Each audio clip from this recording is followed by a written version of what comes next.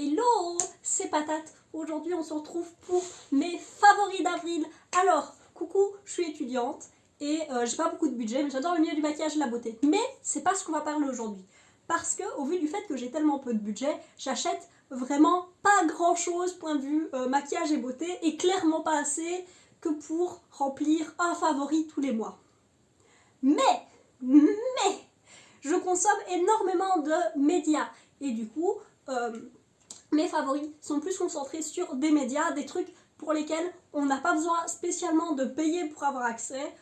Enfin, voilà, des choses qu'on peut avoir accès sans devoir spécialement dépenser de l'argent. C'est les choses qui m'ont fait sourire, les choses qui m'ont donné de la sérotonine, ça, de la dopamine, ça, l'hormone qui fait qu'on est bien.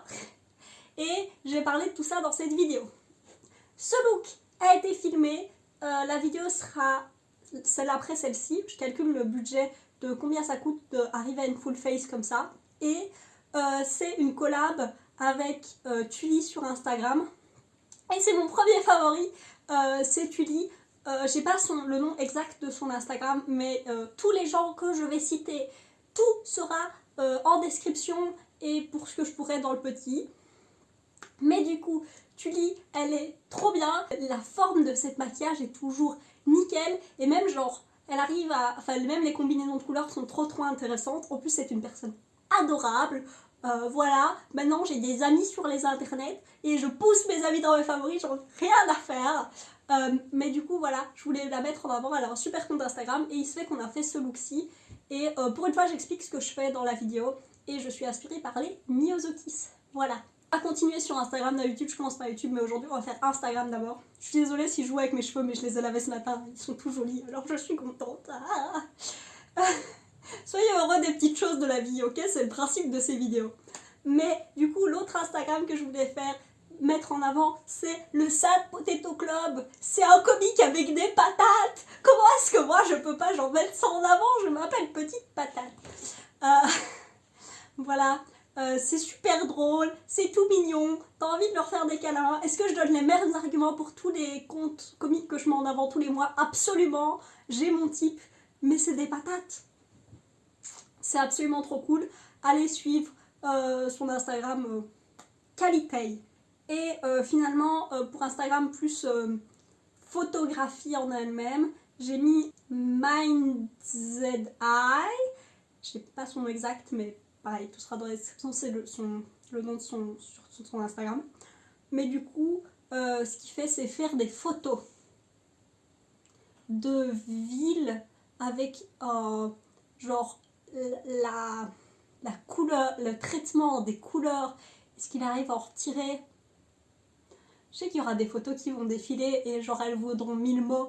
Et clairement, parce que c'est un de mes photographes préférés d'Instagram. Pour une fois, c'est pas un Instagram nature, c'est plus de la ville. Mais quand même, quoi, genre... c'est trop joli. C'est juste genre... C'est le côté d'Instagram que j'utilise vraiment comme une galerie d'art, quoi. Mais du coup, on va passer sur YouTube. Parce que je consomme beaucoup trop de vidéos YouTube. La première vidéo que je voulais parler, c'est une chaîne YouTube en général et l'autre vidéo, mais spécifiquement. Donc la chaîne YouTube, c'est Sarah Ingle, je pense. Et la vidéo dont je voulais vraiment parler, c'est Your Hair Isn't Dry. Mais c'est toute une série de vidéos. Et en gros, ce qu'elle fait, c'est qu'elle prend de la recherche scientifique sur les cheveux et qu'elle en fait des vidéos qui expliquent quels sont des mythes, qu'est-ce qu'il faut réellement faire pour faire fonctionner tes cheveux, etc., etc.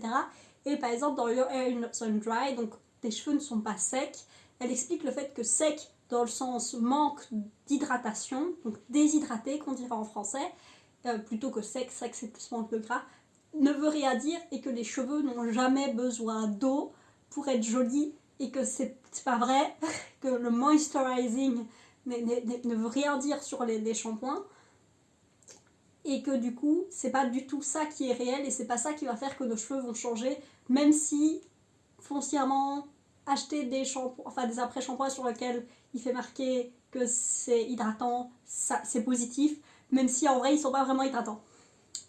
C'est trop bien, sa vidéo est super bien faite et éducative. Si je vous conseillerais surtout d'aller voir sa vidéo, puis elle a fait une vidéo avec 12 questions, elle a fait aussi une vidéo sur pourquoi est-ce que les cheveux ça casse et comment est-ce qu'on peut limiter ça, et ça m'a appris à quel point, pour ceux qui ne savent pas, je suis d'origine indienne et portugaise, et la manière dont les cheveux sont mis, c'est toujours de manière cheveux africains, cheveux caucasiens et cheveux asiatiques.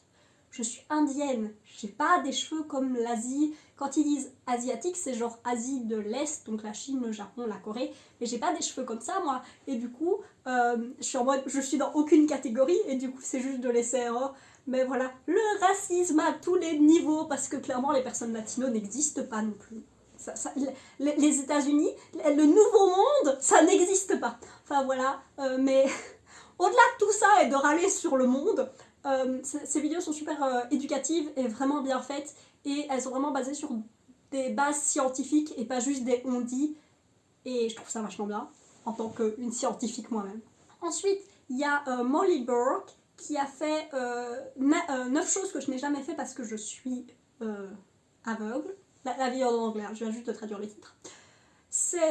Donc elle est aveugle, et elle dit donc des choses qu'elle n'a jamais fait parce qu'elle est aveugle, mais en général, en fait, elle a une chaîne assez lifestyle, où voilà, c'est une chaîne où, moi c'est le genre de chaîne que je regarde pas normalement parce que j'en ai rien à faire de ce que les gens font de leur vie, personnellement, mais elle fait cette chaîne lifestyle, mais avec un twist, entre guillemets, du fait qu'elle est aveugle. Et c'est une chaîne qui, personnellement, je trouve que ça te met bien dans les bottes de quelqu'un d'aveugle, et elle est très très douée à expliquer comment elle ressent les choses et comment elle voit le monde, comment le monde est pour elle, et je trouve ça vachement bien, et je trouve ça super important parce que notre société est validiste, et je trouve ça vachement important d'avoir ce genre de choses mis à mettre en avant pour pouvoir comprendre la vie de personnes différentes de soi, et pouvoir nous-mêmes interagir, être les meilleurs alliés possibles. Je trouve que sa chaîne en général est super bien, et cette vidéo-là est une super vidéo d'introduction, je trouve, à sa chaîne. Et la dernière chose, c'est une connerie, ça en même.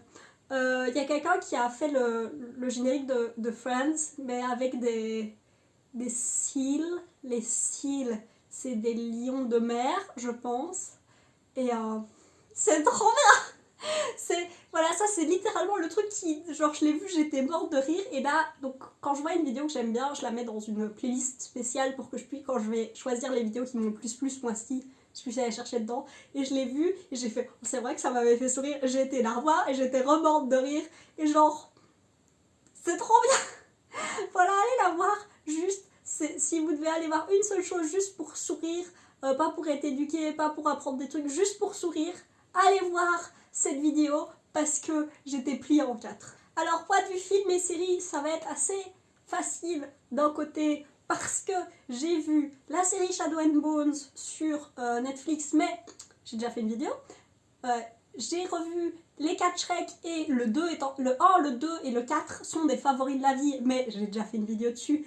Et j'ai vu plein de Barbie. Si vous devez en aller voir qu'un seul, allez voir, enfin si vous devez choisir, non pas beaucoup, allez voir Barbie et ses sœurs au chlore épique, ou Barbie Mariposa, ou Barbie Cœur de Princesse. Allez voir un de ces trois là si vous voulez juste aller voir ce que c'est un film Barbie, et ça va vous plaire. Plus vraiment Mariposa et Cœur... Allez voir Cœur de Princesse, juste, c'est le best. Mais du coup j'ai fait une vidéo où j'ai vu les 35 films Barbie, et où je les ai classés du pire au meilleur. Il y a beaucoup de films pas bons, je vous le dis, mais Cœur de Princesse c'est un classique.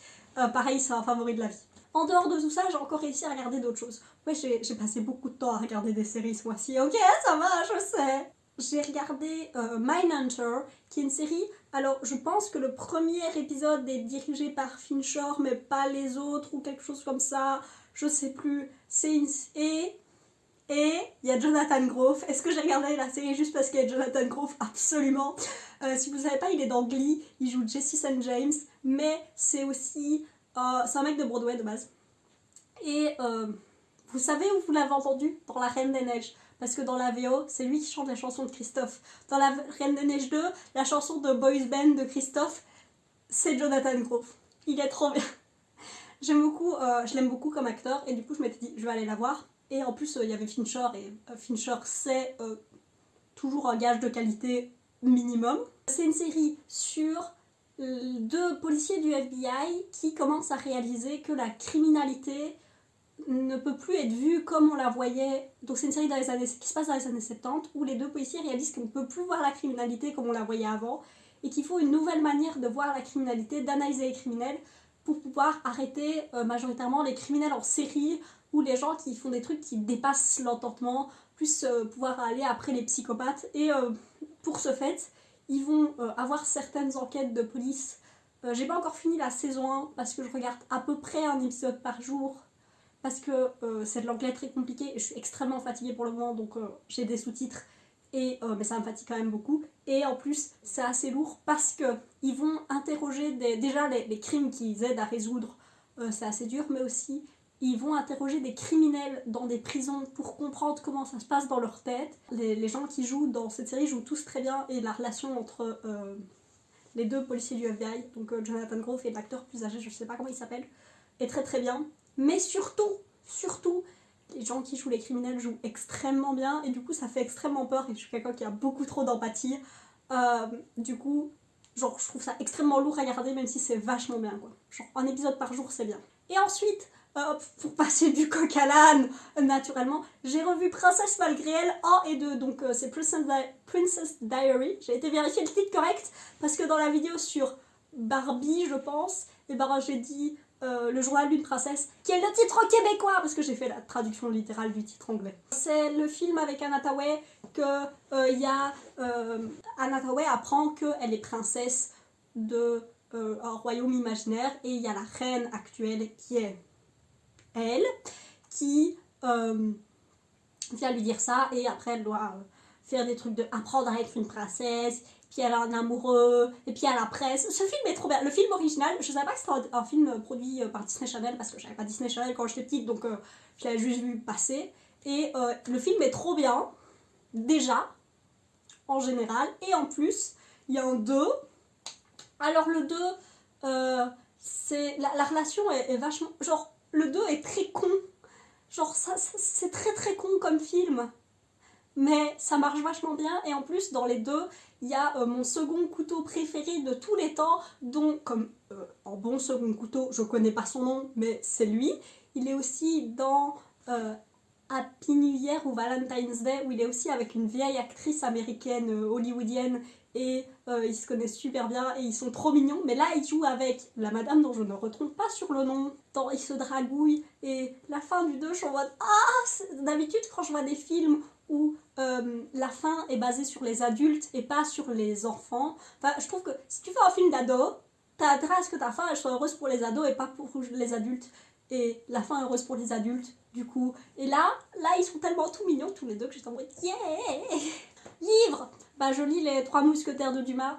J'en ai parlé dans la vidéo où j'ai lu pendant un mois et je lis toujours tous les jours et je suis à genre à la page 250, ça fait 15 jours que je lis Dumas.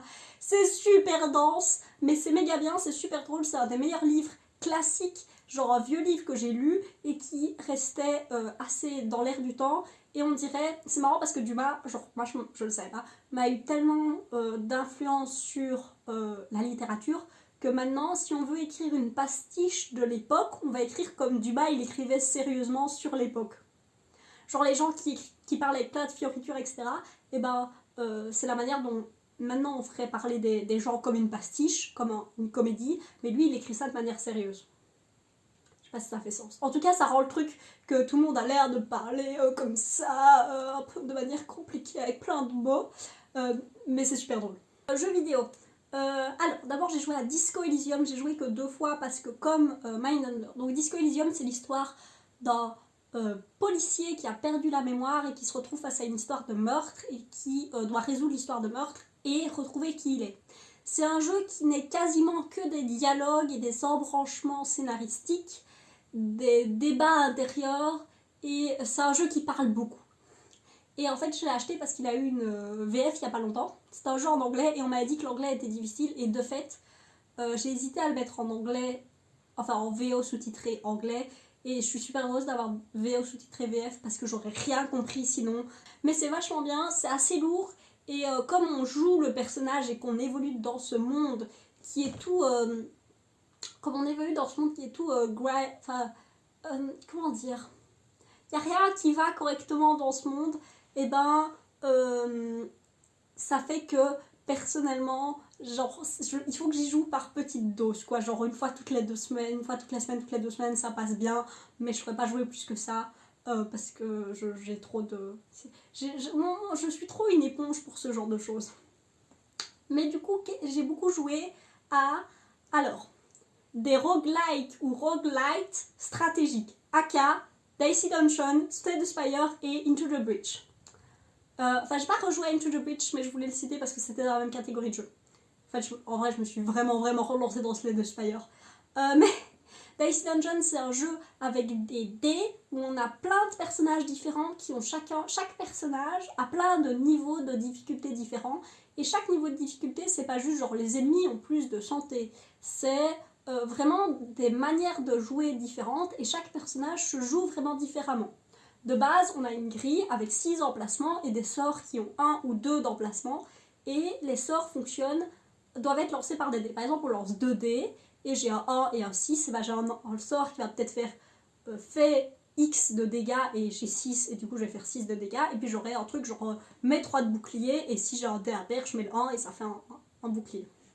L'univers est super mignon, c'est quand même dur, il y a beaucoup de variétés. Personnellement, je suis un peu bloquée parce que les derniers personnages, ils sont difficiles, pas difficiles au point où comme un roguelike ou un roguelite, où il faut refaire et refaire et refaire. C'est vraiment un roguelike, dans le sens où entre tes runs, il n'y a pas d'amélioration. Tu n'obtiens aucune amélioration entre tes runs. C'est la différence entre un roguelike et un roguelite. Un roguelite, la difficulté diminue et ta compréhension augmente. Et du coup, le jeu va être aussi... Tu peux en faire un roguelite en recommençant le jeu tout le début et en fonctionnant avec le moins d'aide possible. Par exemple, Rogue Legacy, c'est un roguelike. Et un roguelite, c'est un jeu dont la difficulté ne bouge pas et c'est juste genre tes capacités à toi qui augmentent jusqu'à battre le jeu. Et ça, c'est un roguelite. Mais du coup, les 3 derniers personnages, c'est pas une question de il faut refaire et refaire pour connaître les ennemis ou avoir de la chance ou quoi. C'est vraiment une question de comprendre intrinsèquement les mécaniques et je galère énormément. Voilà. Sinon, Slay the Spire, c'est un roguelike plutôt parce qu'on gagne des cartes d'une run à l'autre, mais au bout d'un moment, t'as eu toutes les cartes du jeu et t'as tout débloqué. Et si tu vas jusqu'au premier boss sans mourir et sans abandonner, je pense que t'as droit à un bonus spécial au début plus fort que si t'avais abandonné. Mais à part le bonus du début, il n'y a pas beaucoup qui change de run en run. Et c'est un jeu qui joue avec des cartes et comme Dicey Dungeon, j'ai oublié de le dire, mais moi ce que j'aime beaucoup dans ces jeux, c'est la synergie qu'on peut créer et c'est connaître le jeu. Enfin, l'intérêt d'en faire un roguelike, c'est de créer de l'aléatoire qui permette que quand on a une synergie, c'est trop bien. Par exemple, Slay the Spire, j'ai réussi le jeu avec le 4e personnage pour la première fois il y a quelques jours. Parce que j'ai réussi à synergiser super bien mes cartes et que j'étais une grosse machine qui, même si mon ennemi il avait 500 PV, et ben je lui mettais 80 PV 3 fois par tour et je le dégommais. Et le dernier c'est Into the Breach, c'est un plus petit jeu où en gros on doit défendre le monde contre une invasion alien. C'est un roguelite et le truc qui est aléatoire c'est... j'ai oublié de dire ce que c'est un roguelike ou un roguelite. En général, c'est que quand on meurt, on revient au début et qu'il faut tout refaire et que le but du jeu est d'arriver jusqu'à la fin. Et qu'il y a de l'aléatoire, des trucs qui sont générés de manière procédurale, d'une manière ou d'une autre. Ici, c'est les maps qui sont générées de manière procédurale, la manière dont les ennemis arrivent. Il faut réussir à les battre pour survivre le plus longtemps possible, pour réussir à sauver le monde foncièrement. Et c'est vachement là aussi, c'est beaucoup plus du côté plus strat, un peu tower defense que par exemple synergiser les cartes. Mais quand tu arrives à synergiser tes mechas et à tout faire et à savoir qu'est-ce que tu peux laisser tomber et tout, c'est trop bien aussi. C'est des parties beaucoup plus courtes. Into the Breach, Slay the Spire, Death Illusion, les parties peuvent être bien plus longues, genre une quarantaine de minutes. Tandis que là, tu peux en avoir genre pour 20 minutes de partie. Et pour finir dans cette vidéo favori où j'ai beaucoup parlé, je parle de la musique rapidement. Si vous aimez l'électro-swing et que vous trouvez qu'il n'y a plus assez de nouveautés dans le genre et que vous n'avez jamais écouté The Death of a Bachelor de Brendon Urie, allez l'écouter. Son but était de faire une chanson que si Frank Sinatra avait vécu en 2015, c'est quand la chanson est sortie, qu'est-ce que Frank Sinatra aurait fait? Et du coup, t'as des trompettes, t'as plein de cuivres, mais aussi t'as un beat un peu trap au fond. Et puis t'as Brendon Urie qui a toujours une range de fou, qui chante toujours aussi bien. Et au début, il fait limite un peu une parodie enfin pas une parodie, mais il chante un peu à la Frank Sinatra au début. Mais quand il part dans le refrain, il part dans sa voix de tête. Et cette chanson est trop bien, elle est trop stylée. Et c'est un des trucs genre un peu électro-swing, mais moins électro. Et puis genre une chanson, et que j'étais en mode c'est trop bien. Et l'autre chose que je voulais parler, c'est Hamilton en général. Allez voir Hamilton. Ça vaut la peine de genre payer Disney Plus pour un mois pour voir Hamilton et 2-3 autres trucs qui traînent. Mais ce que je voulais dire, c'est que ils ont réenregistré il y a quelques années de ça, c'est la première fois que j'entendais, une chanson qui s'appelle Burn, et en fait la version c'est First Burn. Ils ont pris plein de chanteuses, et je pense que c'est une partie des chanteuses du truc, mais aussi non, enfin de la comédie musicale, et non, pour reprendre la chanson, et les harmonies, et elles chantent toutes ultra bien, et c'est magnifique, et ça te prend le cœur, parce que de base la chanson est vachement bien écrite, et en plus avec toutes les couches d'harmonie, c'est trop bien. Voilà, je vais aller continuer ma journée. J'espère que vous aurez découvert des trucs dans cette vidéo qui pourront aussi vous faire sourire comme moi. Allez voir la vidéo du générique de Friends avec des lions de mer. J'espère que vous passerez une belle journée. Des bisous. Ciao.